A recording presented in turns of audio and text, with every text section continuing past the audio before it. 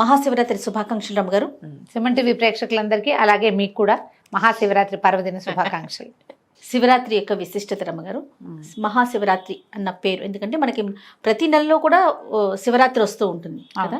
మహాశివరాత్రికి ఉన్న విశిష్టత ఏంటంటే ఆ రోజు మనం ఎలాంటి పూజా విధానం పాటించాలి? సాధారణంగా చెప్పుకునేది ఉపవాసము, జాగరణ. అయితే శివరాత్రులు నెల నెల వచ్చే శివరాత్రుల్లో ఇది మాస శివరాత్రులతో పాటుగా ఇది మహాశివరాత్రి అత్యంత ప్రధానమైన రోజు. ఈ రోజున లింగోద్భవం జరిగింది. తాకట్టులో ఉన్న బంగారాన్ని విడిపించి ఆ రోజు ఆన్లైన్ రేటుకే మేము కొంటాం. Sharma gold company. ఈ రోజున పరమశివుడు తన తాలూకు శక్తియుక్తుల్ని ప్రకటించాడు ప్రపంచానికి. ఆయన ఎంత ఆద్యంతరహితుడో ఈ రోజున తెలిసింది. అందుకని దీన్ని మహాశివరాత్రిగా పరిగణిస్తారు. ఇది ప్రత్యేకమైనది చెప్తారు కదా. అయితే శివ కళ్యాణం జరిగిందని అదని కాదు, బర్త్డేలు మ్యారేజ్ డేలు అనడానికి వీల్లేదు. దీనికి ముందు కూడా పరమేశ్వరుడు ఉన్నాడు, దీని తర్వాత ఉన్నాడు. ఈ పర్టికులర్ రోజున ఇట్లా అగ్నిస్తంభ రూపంలో పరమేశ్వరుడు కనిపించాడు. ఓకే, అందుకని ఈ రాత్రిని మహాశివరాత్రిని మహాపర్వదినం అని చెప్తారు. ఇది ప్రత్యేకమైన గాథ. ఏటా ఏటా చెప్పుకుంటున్నాం, మళ్ళీ చెప్పుకుందాం తప్పకుండా. పురాణాల ప్రకారము మనకి సృష్టి స్థితి లయకారకులు బ్రహ్మ విష్ణు మహేశ్వరులు. అయితే ఇది సాధారణ గాథ. బ్రహ్మ విష్ణు మహేశ్వరుల కోసం వీళ్ళు ఎట్లా వచ్చారు? ఆదిపరాశక్తి నుంచి సృష్టి స్థితిలయలు చేయడం కోసం వీళ్ళు ముగ్గురు జన్మించారని, వీళ్ళ ముగ్గురికి భార్యలుగా ఉండటానికి అమ్మవారి నుంచి త్రిమాతలు మహాలక్ష్మి, మహాసరస్వతి, మహాగౌరి అమ్మవార్లు ముగ్గురు, పార్వతీదేవి, లక్ష్మీదేవి, సరస్వతీదేవి ముగ్గురు అవతరించారని చెప్తారు. అయితే అమ్మవారు పరాశక్తి అనగానే ఒక స్త్రీ రూపం కాదు, స్త్రీ పురుషులు కలిసిన రూపం అది. ఆమె పురుష శక్తితోటి కలిసి ఉన్నటువంటి స్త్రీ రూపం. అయితే ఆయన ఎవరు? ఆమెతో కలిసి ఉన్నవాడు రుద్రుడు, పరమేశ్వరుడు. ఈ లయకారకుడుగా ఒక రూపాన్ని సృజించాడు తప్ప ఈయనే ఆయన అని చెప్పడానికి వీల్లేదు. పరమేశ్వరునికి 5 వేరువేరు రూపాలు ఉన్నాయి. ఆ రూపాలలో ఒకటి మనం త్రిమూర్తుల్లో చూసేది. అయితే ఏమైందట, ఒకసారి బ్రహ్మ విష్ణువు ఇద్దరు ఏదో మాట వచ్చింది. ఒక డిస్కషన్. నేను సృష్టి అంతా నా చేతిలో ఉంది, ఇదంతా నేను సృజించింది, ఈ ప్రపంచం చూడు తండ్రి ఎంత అందంగా ఉంది అని చెప్పాడు. చెప్తే ఈయన అన్నాడు, నువ్వేది సృష్టించినా దాన్ని నడిపేవాడిని నేను కదా, సృష్టి అయితే నేనేం చేయకపోతే వెళ్ళిపోతాయి అవును అని ఈయన. ఇద్దరు కొంచెం మాట పెరిగింది. మామూలుగా మాటల్లోనే పొట్టి మాటలు మాట్లాడుకుంటూనే వాదనలోకి దిగుతాయి. నేను గొప్పవాడిని అంటే నేను గొప్పవాడిని అని ఒక రకమైన వాగ్యుద్ధం మొదలైంది. క్రమంగా అది యుద్ధంగా పరిణమించింది, మహాయుద్ధంగా పరిణమించేసింది. వీళ్ళిద్దరూ ఇట్లా యుద్ధం ఆడుకుంటున్నారు, యుద్ధానికి దిగుతున్నారని తెలిసి దేవతలు వెళ్ళి పరమేశ్వరుడికి విన్నవించారు, ఇక్కడ ఏదో జరుగుతోంది అని. అప్పుడు ఏమైంది, వీళ్ళిద్దరి యుద్ధం మధ్యలో హఠాత్తుగా వాళ్ళు ఉన్న చోట ఒక పెద్ద కాలుతున్నటువంటి ఒక స్తంభం లాంటిది ఉద్భవించింది.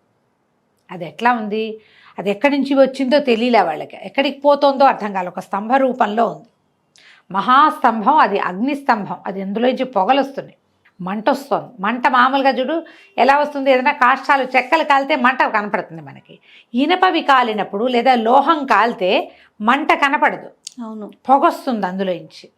ఒక సెగలు వెలువరుస్తున్నటువంటి అగ్నిస్తంభ రూపంలో దాంట్లోంచి జ్వాలలు కూడా బయటకు వస్తున్నాయి. అక్కడక్కడ ఒక స్తంభ రూపంలో కనపడ్డాడు. వచ్చింది స్తంభం. వచ్చేసరికల్లా ఇదేమిటి, ఎక్కడి నుంచి వచ్చింది? వీళ్ళిద్దరూ ఇంకా తమ పోట్లాట మర్చిపోయారు. ఈ కనపడుతున్న స్తంభం తమకంటే బలీయమైందని వాళ్ళకి అర్థమైంది. ఏం చేశారు ఇద్దరు, సరే నువ్వు పైకి వెళ్ళు, నేను కిందకి వెళ్తా. ఆద్యంతాలు ఇది ఎక్కడి నుంచి మొదలైంది, ఎక్కడికి వెళ్తోందో చూద్దాం అనుకున్నారు. విష్ణువు దాని యొక్క ఆదిని కనుక్కోవటం కోసం పాత కింద వైపుకి ప్రయాణం చేశాడు గరుత్మంతుడికి. బ్రహ్మదేవుడు హంసవాహనం ఎక్కి పైకి బయలుదేరాడు. ఎంత వెళ్ళినా దాని తుది మొదలు తెలియలే. విష్ణువు కింద దాకా వెళ్ళి వెళ్ళి వెళ్ళి వెళ్ళి వెళ్ళి దాని ఆదిని నేను కనుక్కోలేకపోతున్నానని గ్రహించి ఇది నాకంటే బలవత్తరమైంది అని నమ్మి పైకి వచ్చేసాడు. ఈ పైకి వెళ్తున్నటువంటి బ్రహ్మదేవుడికి విసుగు పుట్టింది. కానీ ఇది తనకంటే బలమైందని చెప్పబుద్ధి కాల ఆయనకి. ఆ సమయంలో ఏమైంది, ఈ పైనుంచి ఒక మొగలి పువ్వు కిందకు వస్తుంది, అలాగే ఒక ఆవు, కామధేను అని చెప్తారు, ఆమె కూడా కిందకు వస్తుంటే ఈయన ఏమన్నాడు, ఈ అగ్నిస్తంభాన్ని చూస్తూ వస్తున్నారు వాళ్ళు కూడా, అసలు ఆ మొగలి పువ్వు శివుడి మీద నుంచే రాలిపడిందని కూడా చెప్తారు. ఆయన జటాజూటంలో ఉన్నది ఆ పుష్పం రాలిపడింది అని. ఆయన్ని బ్రహ్మదేవుడు అడిగాడు వీళ్ళిద్దరిని, నేను దీని అంతం చూశానని చెప్తాను, మీ ఇద్దరూ నాకు సాక్ష్యం చెప్పండి అంటే విధాత కదా, ఆయన మాటకి వాళ్ళిద్దరూ ఒప్పుకున్నారు.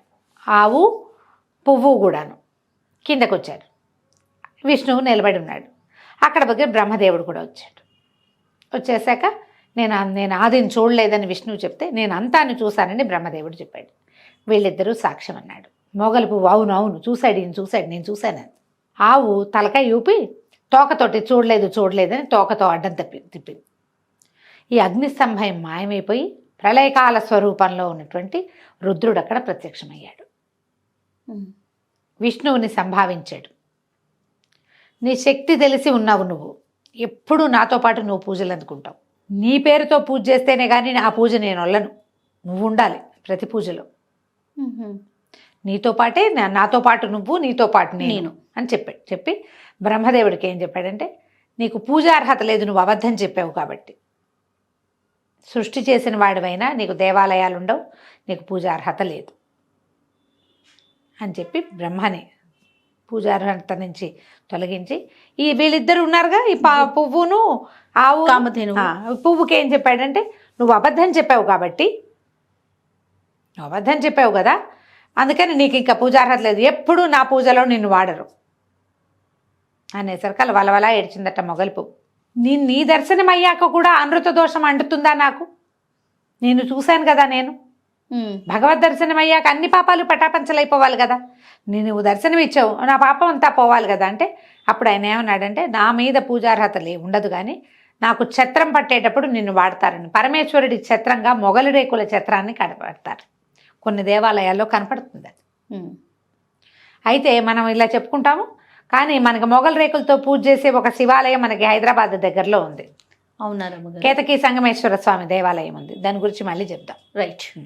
అయితే అక్కడి నుంచి కామధేనువుకి ఏం చెప్పాడంటే, ఆవుకి నువ్వు ముఖంతో అబద్ధం చెప్పావు, నీ ముఖానికి పూజార్హత లేదు, కానీ తోకతో నిజం చెప్పావు కాబట్టి నీ పృష్ఠభాగానికి వెనక భాగానికి పూజార్హత లభిస్తుంది. ఆవు ముఖం చూస్తే మేలు కాదు, వెనక భాగం చూస్తేనే మేలు అని చెప్పి ఇచ్చాడు.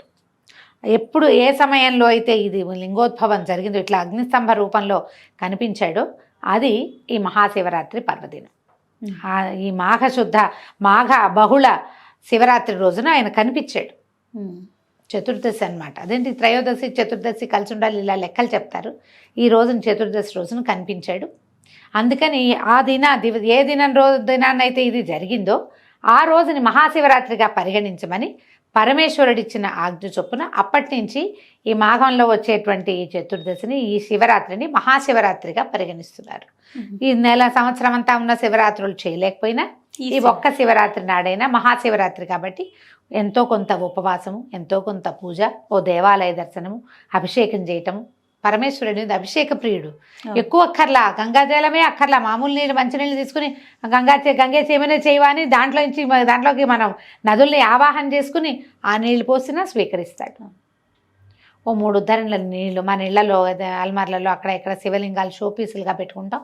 ఆ షోపీస్గా పెట్టిన శివలింగాన్నైనా ఈ రోజున మనం చక్కగా పెట్టుకుని శుభ్రంగా ఒకసారి కడిగి కాస్త భస్మం అలది ఓం నమ శివాయ అని సాధారణంగా అందరు చెప్పే మాటతోటే మనం అభిషేకం చేసినా అభిషేక ఫలితం లభిస్తుంది. చుట్టుపక్కల దేవాలయాల్లో ఎక్కడికైనా వెళ్ళి ఎక్కడైనా అభిషేకానికి డబ్బులు కట్టి స్వయంగా పాల్గొనగలిగితే పాల్గొని అభిషేక దర్శనం చేసి అభిషేక తీర్థాన్ని తీసుకుంటే మంచి ఫలితం లభిస్తుంది. ఇది దీని వెనకాలన్న గాథగా ఇది చెప్తారనమాట.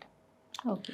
ఈ రోజున చేసిన వాళ్ళు అభిషేకం చేసినా, అర్చన చేసినా, దేవాలయంలో మారేడు దళాలు ఇచ్చినా, ఎవరైనా ఈ పూజ చేసుకునే వాళ్ళకి సహాయం చేసినా ముక్తి లభిస్తుంది. మరి శివపార్వతుల కళ్యాణం కూడా చేస్తాం కదా రమ్మగారు. అంటే ఇప్పుడు దాన్ని ఈ సమయంలో అయ్యిందని చెప్పడానికి వీల్లేదు. శాంతి కళ్యాణాలు అంటారు, ఎక్కడైనా చేస్తారు. అవి కొన్ని చోట్ల ప్రాంతాల్లో కనపడుతుంది. అవును.